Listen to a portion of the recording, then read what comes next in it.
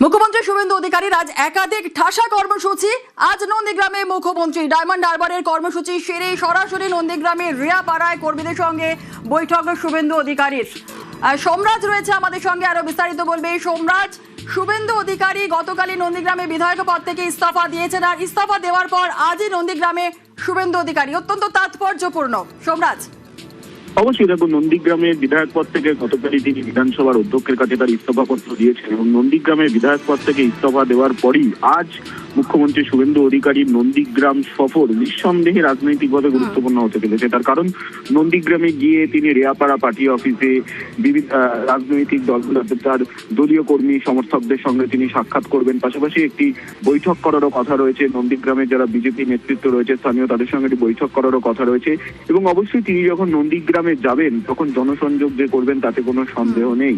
আজ ঠাসা কর্মসূচি রয়েছে মুখ্যমন্ত্রী শুভেন্দু অধিকারী। তিনি ডায়মন্ড হারবার যাবেন, ডায়মন্ড হারবারে গিয়ে পুলিশের সঙ্গে বৈঠক করবেন, ফলতায় নির্বাচনী রোড শো করবেন এবং তারপর তিনি সোজা সড়ক পথে চলে যাবেন নন্দীগ্রামের উদ্দেশ্যে।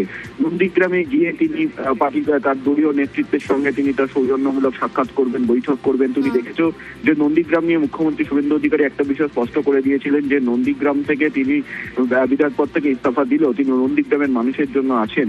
ইতিমধ্যেই নন্দীগ্রামের জলের সংযোগের অর্থাৎ জলের কানেকশনেরও কাজ শুরু হয়ে গেছে, গতকালই তিনি সেটা বিধানসভায় বলেছিলেন। ফলত সেই জায়গায় দাঁড়িয়ে নন্দীগ্রামের বিধায়ক পদ থেকে ইস্তফা দেওয়ার পর আজ মুখ্যমন্ত্রী শুভেন্দু অধিকারীর এই নন্দীগ্রাম সফর নিঃসন্দেহে গুরুত্বপূর্ণ হতে চলেছে। সন্ধ্যে 7টা নাগাদ তিনি নন্দীগ্রাম পৌঁছাবেন এবং প্রথমে তিনি নন্দীগ্রাম রেয়াপাড়া পার্টি অফিসে যাবেন, সেখানে দলীয় কর্মীদের সঙ্গে বৈঠক করবেন, সাক্ষাৎ করবেন এবং জনসংযোগও করার কথা রয়েছে।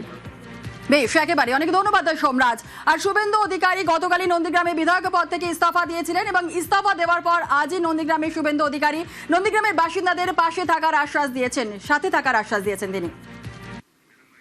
গ্রামের প্রত্যেকটি ভোটারের কাছে আমার আবেদন, বিধায়ক অন্য কেউ নির্বাচিত হলেও দায় দায়িত্ব, স্বপ্ন পূরণ, আশা ভালো রাখা, ভালো মন্দে থাকা, সব উন্নয়নে থাকা, বিধায়ক পরিষেবা কার্যালয় সহ সমস্ত রকম পরিষেবা আপনারা পাবেন। আপনাদের বন্ধু শুভেন্দু আপনাদের সঙ্গেই থাকবে।